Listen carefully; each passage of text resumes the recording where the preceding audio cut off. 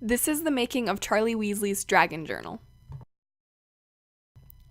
So, when I started off, I knew I wanted to do something involving dragons. However, as I got into researching dragons in the Harry Potter world, there wasn't much information on them at all except that they were very aggressive. So, I decided to take Charlie Weasley, a reasonably unexplored character within the books, whose relationships to dragons is that he canonically works on a dragon sanctuary, and make his imaginary journal about researching what are some of the common tropes in our world about dragons, like hoarding. So currently I'm collating the pages to get them ready for binding, basically just getting them on order, and I decided to include some blank pages at the end because I wanted to make it as similar to a real in-progress journal as possible, which requires blank pages at the end. Binding all of the pages together came next, and it was probably the hardest part of the entire process. It's not hard as in mentally challenging, but it was just very tedious and took a lot of time. Moreover, halfway through binding the pages together, my string ended up breaking, and I didn't have enough of that color left, so I couldn't just tie another string onto the end and continue binding. I had to start entirely over, basically take the string out and rebind all the pages together. I did, however, use maroon string to mimic the Gryffindor colors. After binding the pages together, I naturally had to make the two covers in which the binding lies between.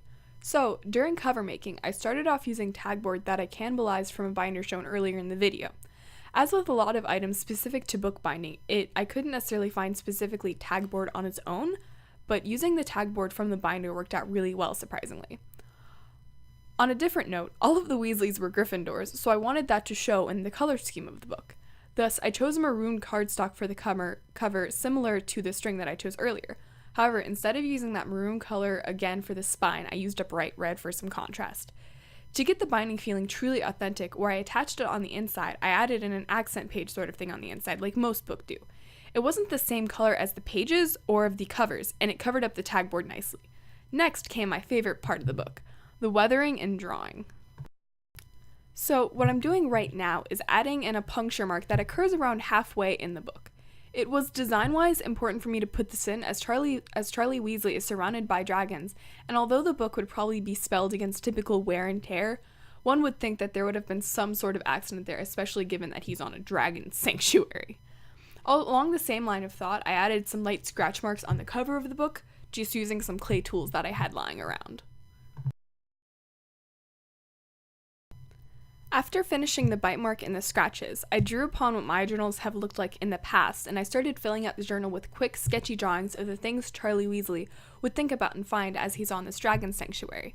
I thought it would be more accurate to add in a lot of quick, smaller sketches as opposed to larger sketches. For one, because this is a journal, so they're not supposed to be extremely elaborate, and also because as he's researching hordes of items primarily, I thought it would be more accurate for him to draw them as opposed to just have boxes and boxes of text.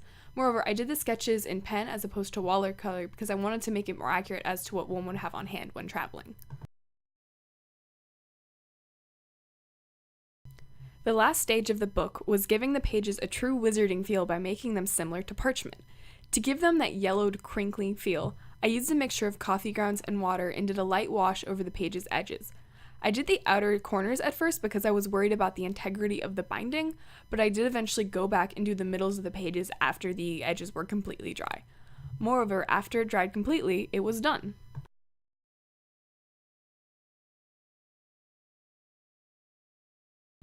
Here's what the final product looked like. This was an incredibly fun project, and I really enjoyed being able to make something as complex as a book from start to finish.